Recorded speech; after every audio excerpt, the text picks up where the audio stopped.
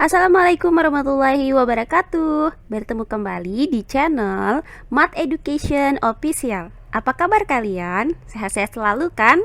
Dan tetap semangat belajar matematikanya. Pada pembelajaran kali ini akan kita bahas materi di subbab penyajian data. Untuk materi penyajian data dalam bentuk tabel. Baiklah, langsung saja kita simak materinya.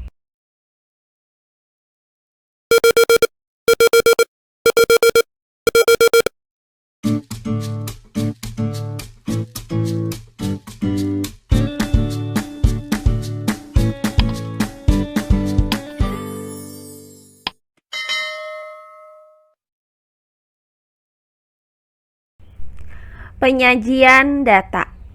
Nah, data yang sudah kita kumpulkan dan kita susun sesuai kebutuhan itu harus disajikan dalam bentuk tertentu sehingga mudah dibaca dan dipahami. Nah, di sini terdapat dua cara yang dilakukan untuk menyajikan data, yaitu sebagai berikut. Yang pertama itu data tersebut disajikan dalam bentuk daftar atau tabel, dan yang kedua itu data tersebut disajikan dalam bentuk grafik atau diagram. Nah, langsung saja ke penyajian data dengan cara yang pertama, yaitu penyajian data dalam bentuk tabel. Untuk penyajian data dalam bentuk tabel ini ada dua bentuk, yaitu tabel baris kolom dan tabel distribusi frekuensi. Nah, untuk bentuk yang pertama yaitu tabel baris kolom.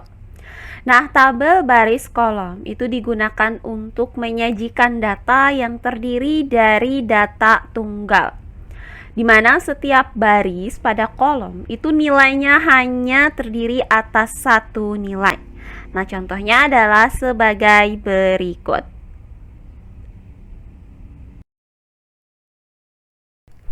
Perhatikan contoh berikut ini. Nah, diketahui hasil ulangan matematika 40 orang siswa kelas 7 adalah sebagai berikut. Nah, dari data-data ini akan kita sajikan ke dalam bentuk tabel, di mana kita buat dua buah kolom yang terdiri dari kolom nilai dan kolom banyaknya siswa. Untuk kolom nilai ini terdiri dari nilai 2 sampai dengan 9. Maka akan kita isi kolom banyaknya siswa berdasarkan data ini. Nah, berdasarkan data ini, maka banyaknya siswa yang mendapat nilai 2 itu ada 1 orang.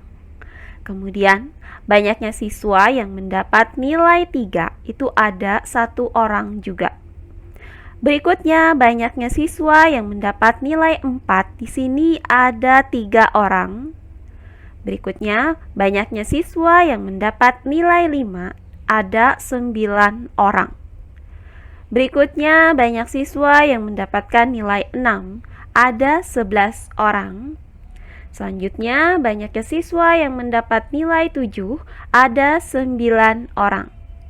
Kemudian, banyaknya siswa yang mendapat nilai 8, di sini ada 4 orang.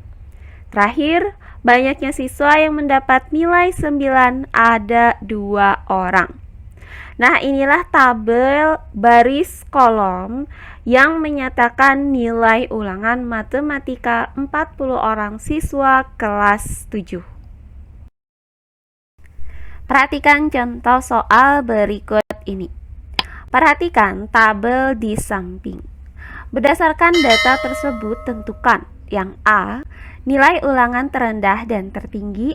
Kemudian yang B, banyak siswa yang mendapat nilai 9. Dan yang C, jumlah siswa yang memperoleh nilai kurang dari 7. Baiklah, untuk penyelesaiannya adalah sebagai berikut. Nah, dari data ini diperoleh informasi bahwa banyak siswa yang mendapat nilai 5 itu ada 7 orang. Kemudian banyak siswa yang mendapat nilai 6 ada 8 orang. Kemudian banyak siswa yang mendapat nilai 7 ada 11 orang. Kemudian banyak siswa yang mendapat nilai 8 ada 5 orang. Selanjutnya banyak siswa yang mendapat nilai 9 itu ada 3 orang. Dan banyak siswa yang mendapat nilai 10 ada 2 orang. Nah, untuk pertanyaan bagian yang A di sini, nilai tertinggi dan terendah berdasarkan tabel ini adalah, nilai terendahnya itu adalah 5, sedangkan nilai tertingginya itu adalah 10. Berikutnya untuk pertanyaan yang kedua, banyak siswa yang mendapat nilai 9. Nah, dari tabel ini terlihat bahwa banyak siswa yang mendapat nilai 9 itu ada 3 orang. Terakhir, pertanyaan yang ketiga, jumlah siswa yang memperoleh nilai kurang dari 7. Nah, nilai yang kurang dari 7 itu adalah nilai 5 dan 6. Maka akan kita hitung berapa siswa yang mendapat nilai 5 dan berapa siswa yang mendapat nilai 6. Nah, berdasarkan tabel ini, siswa yang mendapat nilai 5 itu ada 7 orang. Sedangkan siswa yang mendapat nilai 6 itu ada 8 orang. Sehingga jumlah siswa yang mendapat nilai 5 dan 6 ini adalah 7 orang ditambah 8 orang. Itu hasilnya adalah 15 orang. Jadi, jumlah siswa yang memperoleh nilai kurang dari 7 ada 15 orang. Oh iya, sebelum kita lanjut, jangan lupa like, komen, dan subscribe channel YouTube ini dan nyalakan lonceng notifikasinya agar kalian tidak ketinggalan video-video terbaru dari channel ini. Serta jangan lupa share video ini sebanyak-banyaknya ke teman-teman kalian agar kita bisa saling berbagi ilmu. Nah, berikutnya penyajian data dalam bentuk tabel yang kedua itu dalam bentuk tabel distribusi frekuensi. Nah, tabel distribusi frekuensi itu digunakan untuk menyajikan data yang dibagi menjadi beberapa kelompok. Contohnya adalah sebagai berikut. Nah, di sini terlihat bahwa setiap baris itu terdiri dari beberapa data. Perhatikan untuk baris yang pertama ini, tinggi badannya itu berada pada kisaran 135 cm sampai dengan 139 cm. Kemudian tinggi badan yang termasuk di dalam kelompok ini adalah tinggi badan 135 cm, kemudian 136 cm, 137 cm, 138 cm, dan 139 cm. Nah, adapun lebar kelas dari tiap barisnya ini adalah 5. Karena banyak data dari 135 cm sampai dengan 139 cm itu datanya ada 5. Perhatikan contoh berikut. Buatlah tabel distribusi frekuensi dari data tinggi badan yang lebar kelasnya itu 5 dan dimulai dari 143, yaitu data terendah. Nah, adapun datanya adalah sebagai berikut. Langkahnya kita buat tabel yang terdiri dari 2 kolom, yaitu kolom tinggi badan dan frekuensi atau banyaknya. Nah, di mana data terendah di sini adalah 143, sedangkan data tertingginya adalah 172. Nah, untuk baris yang pertama itu kita mulai dari 143.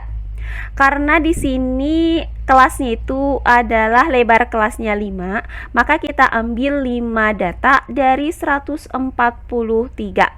Maka data yang termasuk di sini adalah 143, 144, 145, 146, dan 147.